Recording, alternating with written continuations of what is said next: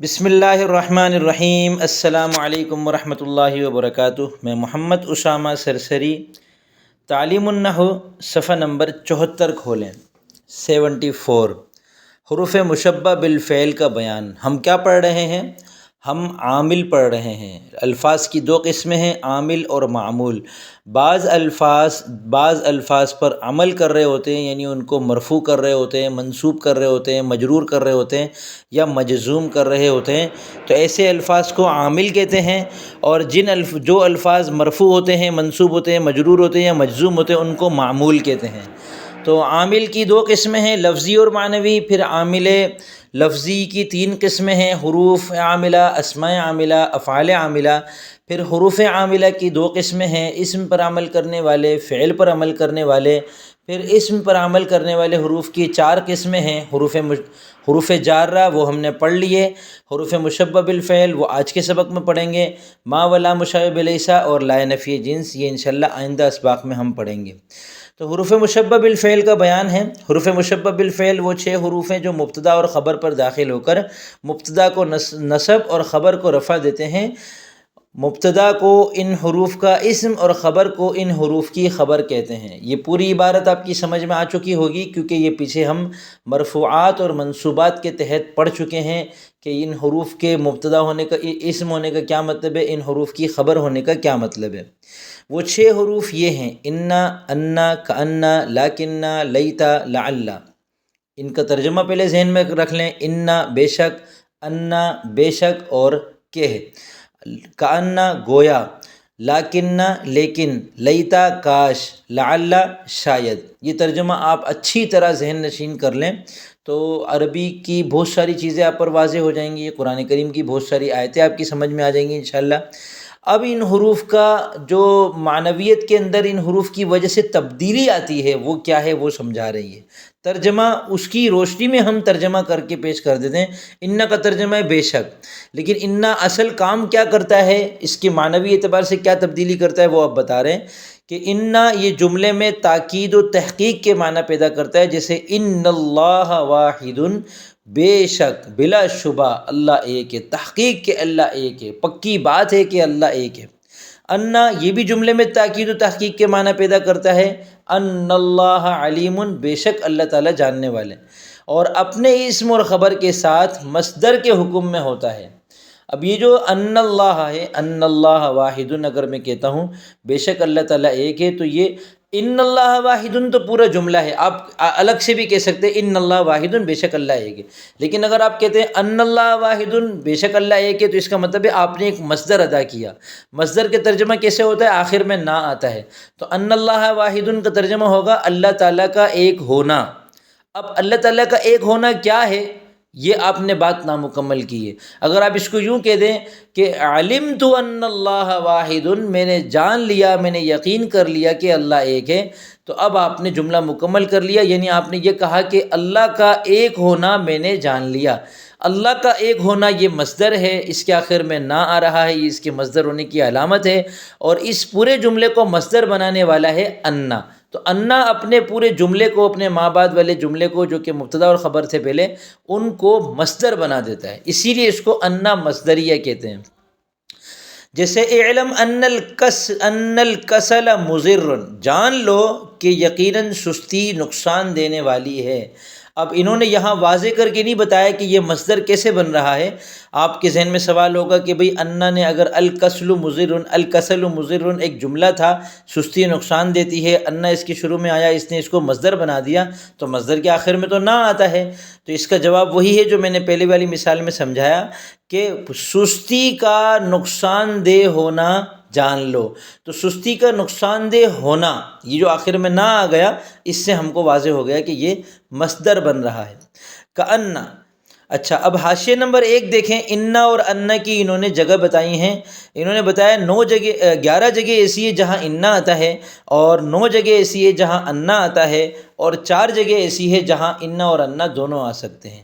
اب یہ اتنی ساری تفصیلات یاد کرنا آپ کے لیے مشکل ہوگا یقیناً، تو آپ کو میں آسان سا بتا دیتا ہوں طریقہ کہ اگر انا یا انا جو بھی ہے اپنے ما بعد سے مل کر، یعنی اپنے اسم اور خبر کے ساتھ مل کر معمول بن رہا ہو، معمول کیا ہوتا ہے؟ مرفوعات، منصوبات اور مجرورات میں سے کوئی ایک بن رہا ہو تو پھر اس صورت میں انا لانا ضروری ہے، اور اگر معمولات میں سے نہ بن رہا ہو تو پھر ان لانا ضروری ہے۔ اگر دونوں احتمال ہوں تو عبارت کو محذوف نکال کر ہم اس کو یہ بھی کر سکتے ہو کہ معمولات میں سے بنا لیں، ہم اس کو یہ بھی کر سکتے ہو کہ معمول کے علاوہ کچھ بنا لیں، تو پھر ایسی جگہ پہ ان اور انا دونوں لانا درست ہے۔ اب معمولات مثلاً اگر اپنے اسم اور خبر کے ساتھ مل کر اگر وہ فاعل بن رہا ہے تو فاعل معمول ہوتا ہے، تو یہاں انا لانا ضروری ہے۔ مبتدا بن رہا ہے تو انا لانا ضروری ہے۔ تو یہاں دیکھیں انا والی جو انا کی پہچان کی جو 9 جگہیں ہیں، انہوں نے بتایا جب فاعل بنے، جب نائب فاعل بنے، جب مفعول بھی بنے، جب مضاف الیہ بنے، جب مجرور بنے، مجرور بحرف جر ہو، جب مبتدا بنے، جب مستثنی بنے، یہ سب معمول ہیں۔ تو جب اسماء معمولہ میں سے ہوگا تو پھر انا آ جائے گا، کیونکہ اسماء معمولہ میں سے آنے کا مطلب یہ کہ یہ واحد ہے، اور انا اپنے اسم اور خبر کو مصدر بنا کر واحد بنا دیتا ہے، مفرد بنا دیتا ہے، اور ان اپنے اسم اور خبر کے ساتھ مل کر پورا جملہ ہوتا ہے، یہ مرکب ہوتا ہے، اور پورا جملہ جو کہ مرکب ہو، یہ پورا کا پورا جملہ یہ معمول نہیں بنتا، یہ فاعل مفعول وغیرہ نہیں بنتا۔ اچھا جی، اچھا لیکن یہ اس میں تھوڑی سی وضاحت اور کر دوں کہ جملہ جو ہے وہ معمول تو بنتا ہے، ابھی ابھی ذہن میں آیا، لیکن ان جو ہے نا، ان یہ اس کی اصل یہ ہے کہ یہ کلام کے شروع میں واقع ہوتا ہے۔ تو جب ایک جملہ ایسا ہو کہ جو کسی کا معمول نہ بن رہا ہو تو اس لیے اس سے پہلے ان لانا درست ہوگا، بلکہ ان لانا ضروری ہوگا، کیونکہ وہاں ان کا مقام ہے، ان کا مقام ہی نہیں ہے۔ ان لانے کا مطلب ہی یہ ہے کہ اس کا کوئی پیچھے سرپرست ہونا چاہیے، کوئی اس کا عامل ہونا چاہیے۔ جب پیچھے عامل ہے ہی نہیں تو پھر یہاں ان لانا ضروری ہے۔ اس کو اس طریقے سے دیکھیے گا۔ کأن، تیسرا جو حرف ہے وہ ہے کأن، اس کا ترجمہ ہے گویا۔ یہ اپنے اسم کو خبر سے تشبیہ دینے کے لیے آتا ہے، جیسے کأن زیدن اسد، گویا کہ زید شیر ہے۔ یہاں پر زید کو شیر سے تشبیہ دینے کے لیے کأن استعمال کر رہے ہیں، اور ترجمہ اس کا ہوتا ہے گویا۔ لیکن یہ استدراک کے لیے استعمال ہوتا ہے۔ استدراک کیا چیز ہے وہ آگے بتا رہے ہیں کہ گزشتہ جملے سے یعنی پچھلے جملے سے پیدا ہونے والے وہم کو دور کرنا استدراک کہلاتا ہے۔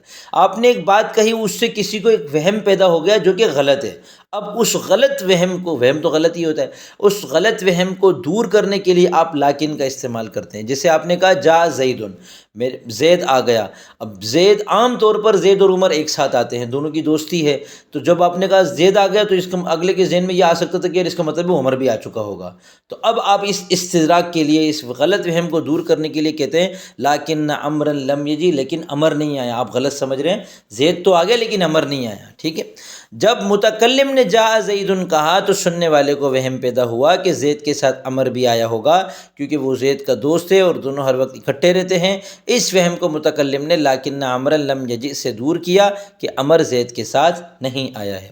لیتا، کاش، یہ کسی چیز کی تمنا اور خواہش کے لیے آتا ہے، جیسے لیت الشباب یعود، کاش جوانی لوٹ آئے۔ لیت المسافر حاضر، کاش وہ مسافر موجود ہو۔ وہ مسافر، میں نے وہ ترجمہ کیوں کیا؟ کیونکہ مسافر پر الف لام داخل ہے۔ الف لام کسی لفظ کو متعین کرنے کے لیے آتا ہے۔ اگر کسی بھی ایک مسافر کی تمنا کی جا رہی ہے، ایک آدمی کہہ رہے کہ کاش یار کوئی بھی ایک مسافر آ جائے نا تو مزہ آ جائے، تو اس صورت میں الف لام نہیں آئے گا، بلکہ یوں کہیں گے لیت مسافرن حاضرن، لیت مسافرن حاضر۔ اب یہاں پر مسافرن کا نکیرہ ہونا کہاں تک درست ہے یہ فی الحال میرے ذہن میں مستحضر نہیں ہے، آپ دیکھ لیجئے گا۔ لعل، یہ کسی چیز کی امید ظاہر کرنے کے لیے آتا ہے، جیسے لعل الکتاب رخیص، شاید وہ کتاب سستی ہو۔ یہاں پر بھی میں وہ ترجمہ کرنا ضروری سمجھوں گا کیونکہ کتاب پر الف لام داخل ہے، ٹھیک ہے۔ اچھا، اس میں میرے ذہن میں ابھی آیا کہ مسافر اور لیت مسافرن حاضرن اور لعل کتابن رخیصن، اگر کوئی نکیرہ کر کے کہنا چاہتا ہے تو مبتدا تو نکیرہ ہوتا نہیں ہے اس طریقے سے، تو اس کا طریقہ پھر یہ ہوتا ہے کہ اس کے ساتھ اس کے شروع میں ایون یا ایتن لگا دیں۔ کوئی سی بھی کتاب، کتابوں میں سے کوئی سی بھی کتاب، تو ای کتابن یہاں پر آ سکتا ہے، واللہ اعلم، ٹھیک ہے۔ آگے اگلے صفحہ دیکھیں، انہوں نے بتایا فائدہ، بڑی فائدے کی چیز بتائی۔ بعض اوقات ان حروف کے ساتھ ما کافہ مل جاتا ہے۔ ما کافہ، ما لفظ ہے، کافہ اس کا نام ہے۔ ما کافہ ایک چیز نہیں ہے یہ، ٹھیک ہے۔ یعنی آپ یہ نہیں کہہ سکتے ان کے شروع میں آپ لگا دیں ما کافہ تو آپ پڑھیں گے ما کافہ ان، ایسا نہیں، بلکہ ان حروف کے ساتھ ملنے کا مطلب یہ کہ ان کے بعد آئے گا اور صرف ما آئے گا، انما، انما، لاکنما، کانما، لیتما، لعلما، اور ان کو عمل سے روک دیتا ہے۔ کیا مطلب ان کو عمل سے روک دیتا ہے؟ ان کو نماز پڑھنے نہیں دیتا، ان کو روزہ رکھنے نہیں دیتا، ان کو زکوٰۃ، ایسا نہیں ہے۔ عمل سے مراد یہ ہے کہ یہ مبتدا کو منصوب کر رہے تھے، خبر کو مرفوع کر رہے تھے۔ اب لیت زیدن حاضرن، کاش زید حاضر ہو، یہاں پر زیدن کو نصب دینے والا ہے لیتا۔ اگر لیتا کے بعد آ جائے ما تو یہ بن جائے گا لیتما زیدن حاضرن۔ اب زیدن مبتدا ہونے کی وجہ سے مرفوع ہے، حاضرن مبتدا کی خبر ہونے کی وجہ سے مرفوع ہے۔ لیتما کا ان دونوں کے مرفوع ہونے میں کوئی دخل نہیں ہے، اور لیتما زیدن کو نصب بھی نہیں دے گا، رفع بھی نہیں دے گا، اور قائم حاضرن کو بھی رفع جو ہے وہ لیتما اب نہیں دے رہا۔ لیتا زیدن حاضرن میں زیدن کو نصب دینے والا لیتا ہے، حاضرن کو رفع دینے والا لیتا ہے، لیکن لیتما زیدن حاضرن میں زیدن کو اور حاضرن کو رفع دینے والا لیتا نہیں ہے، کیونکہ اس کی ماں موجود ہے۔ جب ان کی ماں آ جاتی ہے پھر یہ کام دھندہ روک دیتے، پھر کہتے اب تو امی آ گئی، اب تو چائے بھی وہی بنائے گی، اب تو بستر بھی وہی بچھائے گی، اب تو کھانا بھی وہی پکائے گی۔ ماں نہیں تھی نا تو سارے عمل یہ خود کر رہے تھے، ماں آ گئی تو یہ اپنے عمل سے رک گئے۔